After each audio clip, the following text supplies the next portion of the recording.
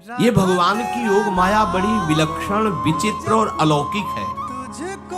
आपका जैसा भी भाव वैसे आपको भगवान दिखाई दे, पक्का मानिए। आप स्त्री भाव से देख रहे हैं तो भगवान आपको स्त्री रूप में आपके पास है, पुत्र भाव से पुत्र रूप में आप जान नहीं पा रहे, वही है, दूसरा नहीं है। हजारों बार बता चुके हैं कि ना मानने और ना जानने पर भी आपके हृदय में सत्ता उन्हीं की है। जिस दिन वो भगवान अंतर ध्यान हो जाते, प्यारे पुत्र, प्यारी पत्नी, प्यारे सुहृद मित्र आदि को आप चिता में जला देते हैं, तो था ना आपके हृदय में आदर, पर आप अनजाने से भी भगवान का ही आदर करते हो। अगर जान करके आदर कर लो तो तुम मुक्त हो जाओ इस दुख से, इस प्रपंच से। श्री भगवान कहते हैं कि मेरे अज अविनाशी स्वरूप को ये मूल लोग नहीं जानते हैं, केवल वही जान सकता है जो मेरा आश्रय लेकर के मेरे को पुकारता रहता। भजन का मतलब तब पुकारना, भगवत चिंतन करना। वेदाहम शमतीतानि वर्तमानानि चार्जुन भविष्याणि च भूतानि माम तु वेद न कश्चन। हे अर्जुन, जो प्राणी भूतकाल में हो चुके हैं तथा जो वर्तमान में है और जो भविष्य में है, उन सब प्राणियों को मैं जान रहा हूं। जैसे आंवला ऐसे रख लो तो चारों तरफ से देख सकते हो, ऐसे भगवान अनंत ब्रह्मांडों को, जीवों को एक साथ देख रहे हैं। यही भगवान की भगवत्ता है, एक साथ देख रहे हैं।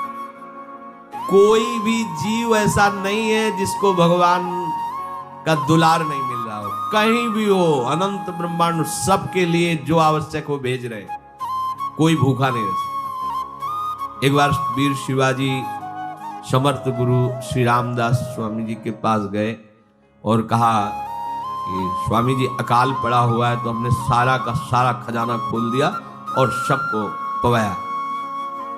तो गुरु बड़े कृपा सिंधु थे, उन्होंने देखा कि इनके हृदय में एक गर्भ का अंकुरण हो रहा है कि मैं भरण पोषण किया सबका अकाल में।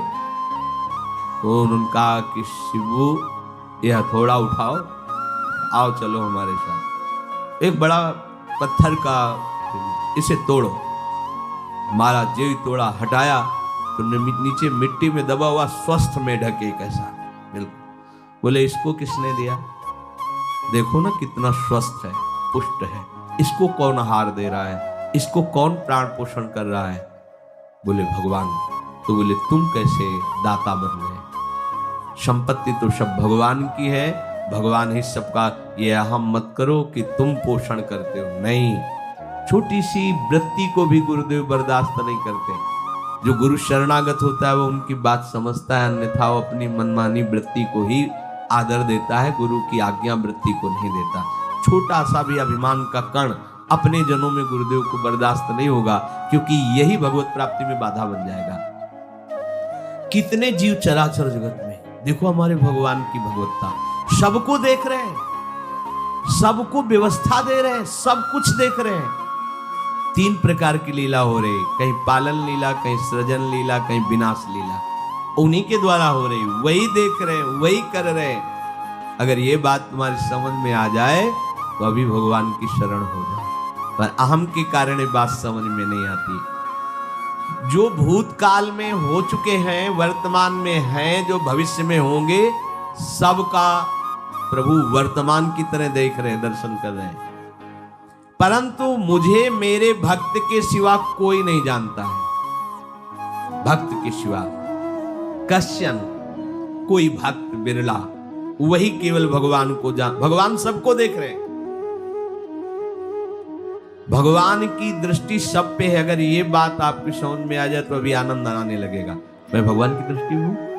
बस आज हमें सत्संग से बात मिली कि मैं भगवान की दृष्टि में हूं, मुझे वो देख रहे हैं, बढ़िया बन गया। अब आप पाप कैसे करोगे? क्योंकि भगवान की दृष्टि में भगवान आपको देख रहे हैं। डरो, किसी गवाही की जरूरत नहीं, वो देख रहे हैं। तो आप भय क्यों कर रहे हो? आपको भगवान देख रहे हैं, आपको डरना नहीं। फिर आप कामना क्यों कर रहे हो? भगवान आपको देख रहे हैं, जो चाहिए उस समय से दे देंगे, आप निश्चिंत रहिए। अगर आप अहम करोगे तो दुख भोगोगे, आश्रित रहोगे तो सब अपने आप निर्वाह हो जाएगा। एक आदमी ट्रेन के डिब्बे में बैठे ऐसे ऐसे दौड़ रहा था। एक ने पूछा भाई क्यों दौड़ रहे? बोले अमुक स्टेशन जाना है। तू बैठ जा, गाड़ी चल रही है, ट्रेन चल रही, तू बैठ जा। ऐसे ही त्रिगुणात्मिका माया की ट्रेन चल रही, पूरे विश्व का विश्वंबर भरण पोषण कर रहे हैं, तू तो बैठ जा भगवद आश्रय लेकर के। तू काहे को दौड़ा घूम रहा है? लेकिन ये अहंकार के कारण भटकता रहता है। भूत, वर्तमान और भविष्य काल, ये 3 विशेषण देकर भगवान कह रहे हैं कि मैं सबको देखता रहता हूं, जो हो गए, जो हैं, जो होंगे। भूत के प्राणी, भविष्य के प्राणी अथवा वर्तमान के प्राणी सभी भगवान की दृष्टि में वर्तमान की तरह ही है। ये भूत, भविष्य, वर्तमान काल केवल हम लोगों की दृष्टि में भेद है, भगवान की दृष्टि में नहीं। हो चुका, होगा, हो रहा है।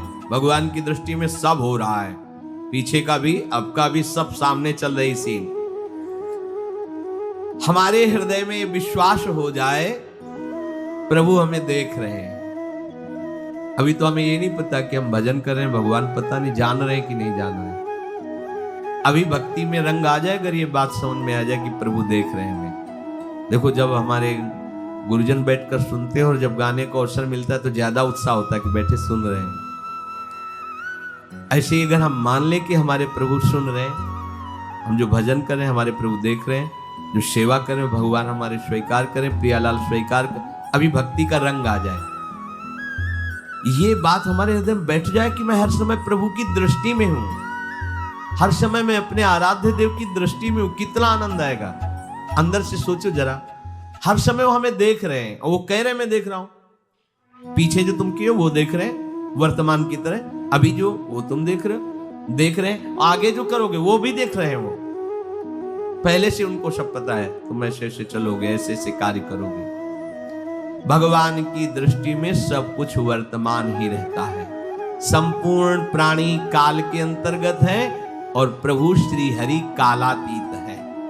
देश, काल, वस्तु, व्यक्ति, घटना, परिस्थिति ये बदलते रहते हैं, पर प्रभु श्री हरि वैसे के वैसे ही रहते हैं। काल के अंतर्गत प्राणियों का ज्ञान एक सीमित है। अब इस दीवार के पीछे कौन खड़ा है, क्या कर रहा है पता नहीं, पर भगवान की दृष्टि में नहीं। भगवान की दृष्टि में सुमेरु पर्वत पर क्या हो रहा है, जहां किसी की दृष्टि, वहां भी उनको। ब्रह्मलोक में ब्रह्मा क्या कर रहे हैं, बैठे बैठे सब। इसलिए कितने महान ईश्वर हैं। एक छोटी सी भी चींटी को दाना मिला कि नहीं, उनको चिंता है।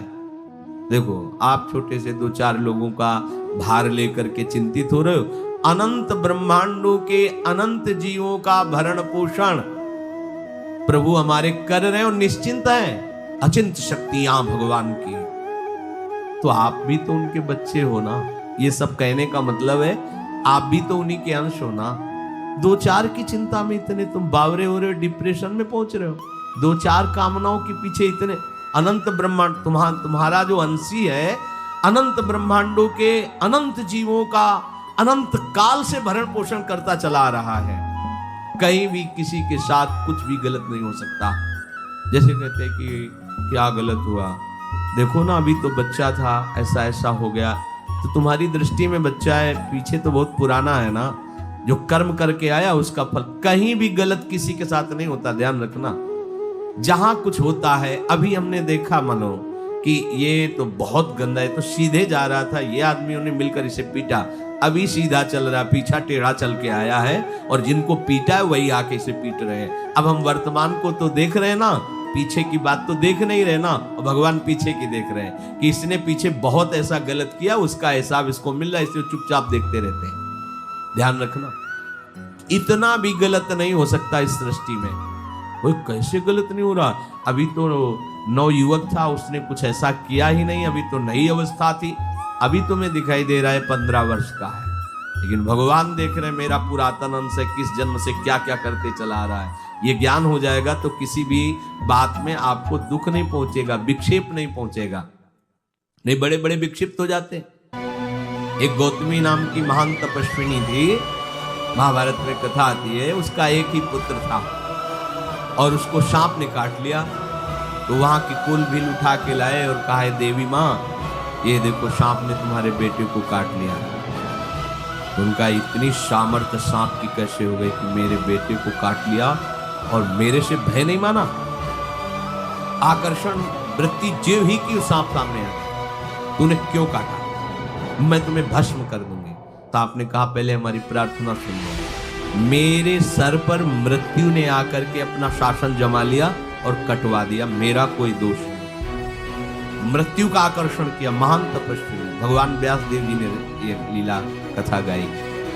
मृत्यु का आकर्षण किया, साक्षात मृत्यु सामने आ गई, थर थर कांपने लगे। गौतमी जी ने कहा मैं अपने तपस्या के बल से तुम्हें भस्म कर दूंगी। हमारे ऐसे निष्पाप बालक को तुमने सांप के द्वारा प्रेरित करके कटवाया।